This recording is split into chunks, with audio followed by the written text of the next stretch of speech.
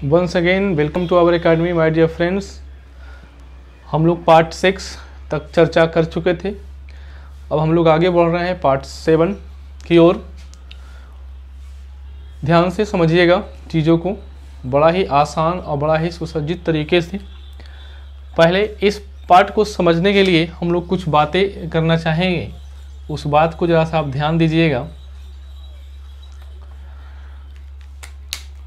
Sir आप एक concept है, उस कंसेप्ट को ज़रा सा समझिएगा। नाउन में एक कंसेप्ट है, इस कंसेप्ट को ज़रा ध्यान से समझिएगा।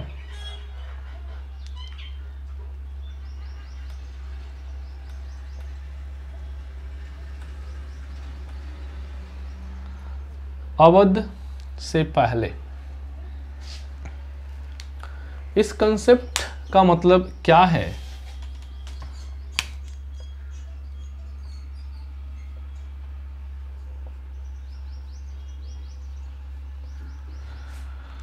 जब हम लोग बात करते हैं माय डियर फ्रेंड्स, नाउन में एक कैटेगरी होता है नाउन का, जिसको हम लोग यूनिट कैटेगरी बोलते हैं। तो वहाँ से ये बातें समझने की मिलती है कि ये वर्ड यूज किया गया है अमाउंट के लिए, ए वर्ड यूज किया गया है अमाउंट के लिए, डब्लू वर्ड यूज किया गया है वेट के लिए, और डी वर्ड जो है यहाँ का यूज किया गया है डिस्टेंस के लिए, एच वर्ड हम लोग यूज किए हैं हाइट के लिए, एस वर्ड हमारा है स्पीड के लिए, और पी वर्ड जो है हमारा पीरियड ऑफ टाइम के लिए, पीरियड ऑफ टाइम। यानी कि ये जो आप जितने भी वर्ड देख रहे हैं, जो हम लोगों ने लिखा है, ये एक्चुअली में ये एक तरह का मेजरमेंट, यूनिट ऑफ मेजरमेंट है, यानी कि मेजर करने की एक यूनिट है ये। अब इस चीज को समझिएगा कि अगर इन सब चीजें जो लिखे हुए हैं, इनका अगर दो सेंस आता है हमारे बीच, एक होता है यूनाइटेड सेंस, एक होता है यूनाइटेड सेंस, और एक होता है डिवाइडेड सेंस। जैसा कि हम कलेक्टिव नाउन में भी इसके बारे में बात किए थे, आपको याद होगा। एक होता है यूनाइटेड सेंस, एक होता है डिवाइडेड सेंस।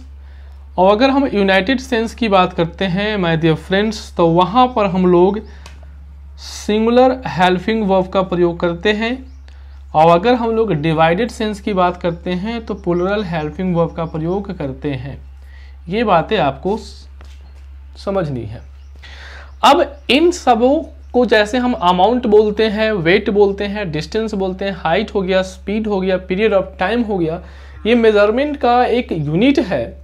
तो इन सब चीज़ों का अगर सेंटेंस में अगर प्रयोग किया जाता है, तो जो हम लोग सब्जेक्ट को देख के हम लोग सिंगुलर प्लूरल डिसाइड करते हैं, तो वैसा नहीं है। इसमें आपको क्या करना होगा? First of all you need to understand the sense of sentence.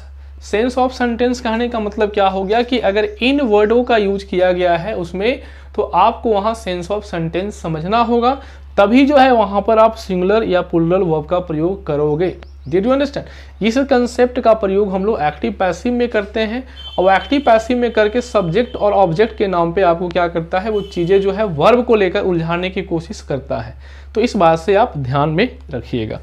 आइए अब हम लोग बात करते हैं। यहाँ पर लिखा हुआ है Mohan is reading Gulliver's travels. देखने में सर ये प्लूरल है, गुलिवर ट्रैवल्स एक उपन्यास, एक कहानी का नाम है, ठीक है ना। आप लोग देखे भी होंगे, मूवी भी इस पर आई हुई है।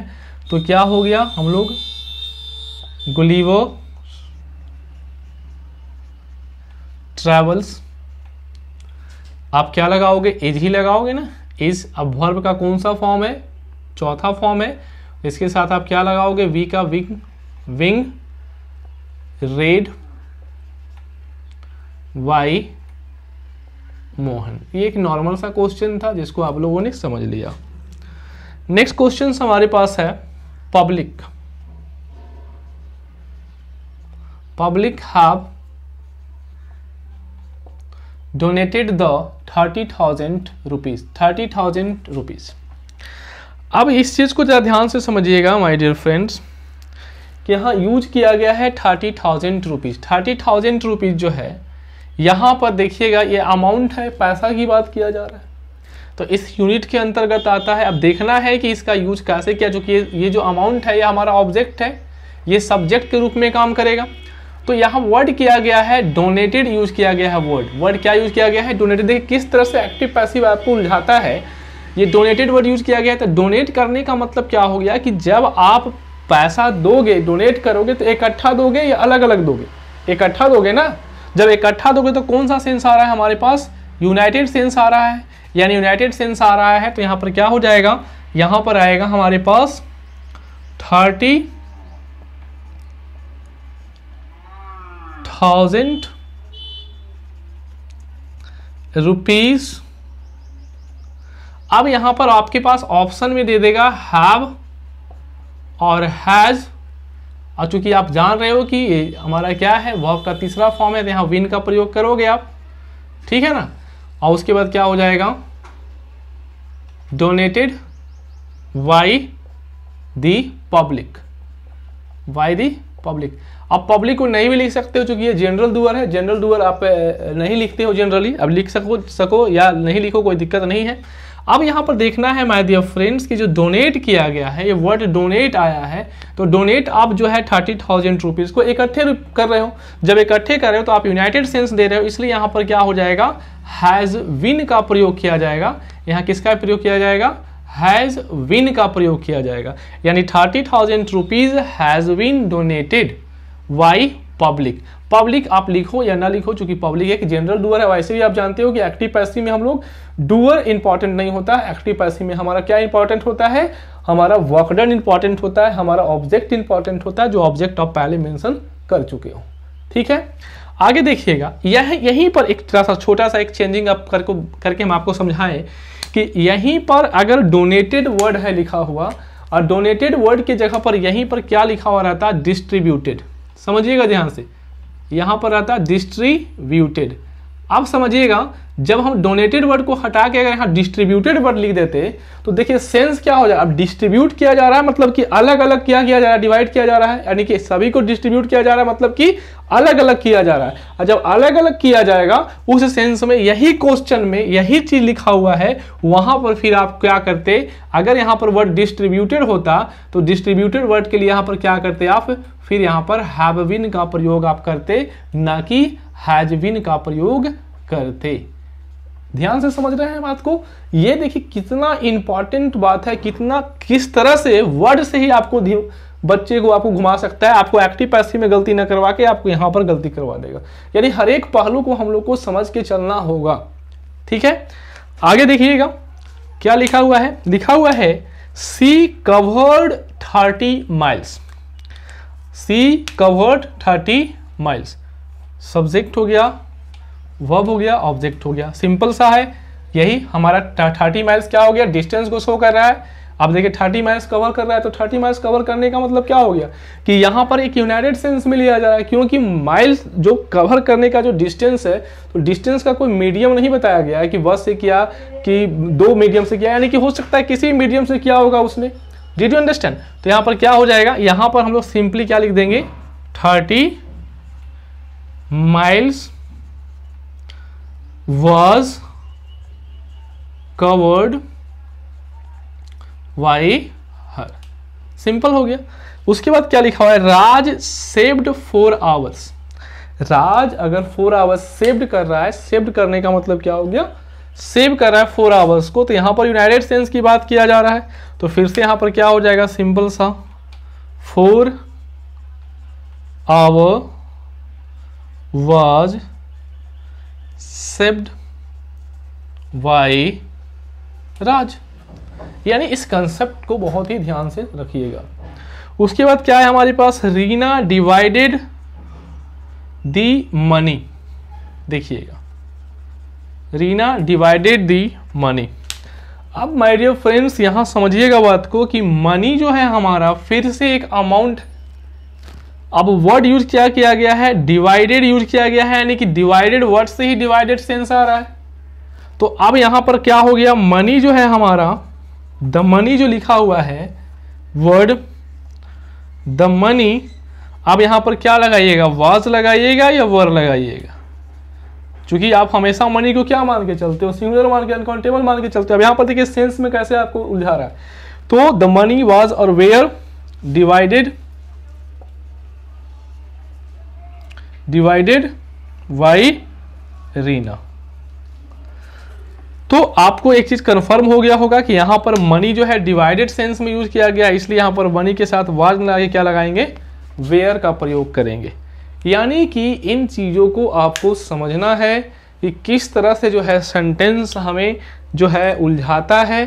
सिर्फ एक्टिव पैसिव को समझने से, उसके कंसेप्ट को समझने से आप जो है किसी भी क्वेश्चन को सही ढंग से सॉल्व नहीं कर सकते। इसके लिए आपको जो है पूरी तरह से इसके हर एक पहलू, हर एक कंसेप्ट को समझना पड़ेगा, वर्ड बाय वर्ड समझना पड़ेगा, क्योंकि कॉम्पिटिटिव लेवल का जो एग्जामिनेशन होता है इन्हीं सब चीज़ों पर आपको उलझाता है। ठीक है ना, यहाँ सब चीज़ों को समझे, कॉपी करें, ठीक है ना। फिर हम लोग आगे इसके बारे में चर्चा करते हैं। देखिएगा फिर से एक क्वेश्चंस का, फिर हम लोग अगले चीज़ के बारे में बात कर रहे हैं। Students will be scolded. चला हमको बताइए कि स्टूडेंट विल बी स्कोल्डेड ये कौन सा सेंटेंस है, एक्टिव है या पैसिव है। आई होप कि आपको पता चल गया होगा कि सर ये पैसिव होगा, क्योंकि विल वी के साथ वी वर्ब यहाँ पर है, वी वर्ब के साथ हम लोग वर्ब का तीसरा फॉर्म यूज कर रहे हैं, यानी ये पैसिव वॉइस है। अब पैसिव वॉइस है तो एक्टिव में बदलना है, एक्टिव वॉइस है तो पैसिव में बदलना है, ट्रांसफॉर्मेशन का यही मतलब होता है। ठीक है ना।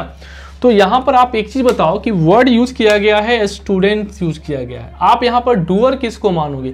जब वर्ड स्टूडेंट किया गया, अगर बॉयज रहता, गर्ल रहता, तो वहां पर हम लोग किसी भी डूअर को ले सकते हैं, पेरेंट्स ले सकते थे, फादर ले सकते थे, लेकिन यहाँ वर्ड स्टूडेंट किया गया है, इसका मतलब जनरली वो आपको इंडिकेट कर रहा है कि स्टूडेंट वर्ड का यूज किया गया है। तो स्टूडेंट वर्ड के लिए फिर वहां पर जो स्कोल्डेड वर्ड का जो प्रयोग किया गया होगा वो किससे किया हो गया होगा, टीचर्स के द्वारा।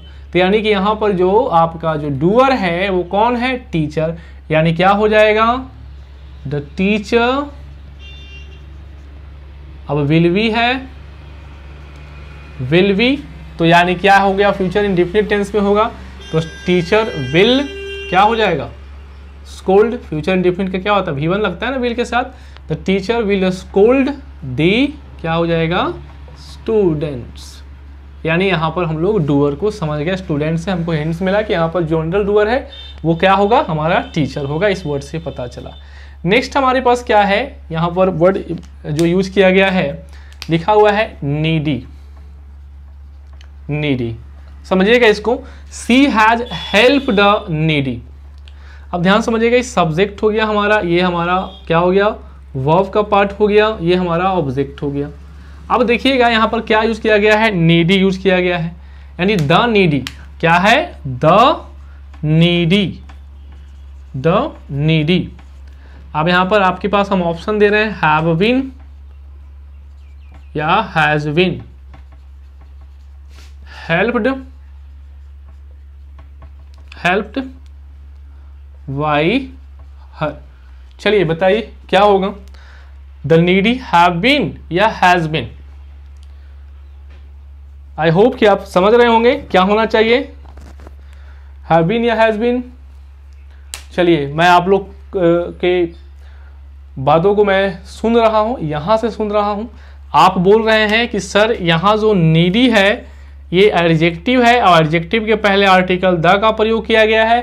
तो आप सर बताए थे आप कि एडजेक्टिव प्लस ड जो होता है वो कॉमन नाउन को रिप्रेजेंट करता है, प्लूरल कॉमन नाउन को रिप्रेजेंट करता है, इसलिए यहाँ पर प्लूरल वर्ब का प्रयोग किया जाएगा, इसलिए यहाँ पर have been helped by her होगा। चलिए बहुत अच्छा, बहुत बढ़िया, गुड।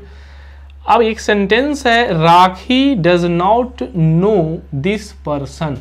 चलिए इसका पैसिव बना के दिखाइए। हम लोग देख रहे हैं कि दिस पर्सन अब क्या हो जाएगा, प्रेजेंट इंडेफिनिट है तो यहाँ पर क्या आ जाएगा, इज आ जाएगा। This person is not known अब यहाँ पर दो ऑप्शन दे रहे हैं वाई और टू दे रहे हैं आपका ऑप्शन, और उसके बाद हम लिख रहे हैं राखी एजेंट को इसके बाद लिख रहे हैं, ठीक है ना। अब यहाँ पर आप बताओ कि क्या होगा, टू या वाई। चलिए आप लोगों ने बताया कि सर नो एक ऐसा वर्ब है जो इर्रिस्पेक्टिव ऑफ हम लोग एजेंट के बावजूद भी यहाँ पर इसके साथ फिक्स प्रीपोजिशन आता है पैसिव में, वो आता है टू, इसलिए वाई नहीं होगा। बहुत अच्छा। उसके बाद हम लोग क्या कर रहे हैं, Priyanka asked for a pen. Friend इसको समझने से पहले एक बात को यहाँ समझिएगा कि क्या है कि कहता है एक कंसेप्ट, इसको याद रखिएगा, never drop the preposition of active voice in never drop the preposition of active voice in passive.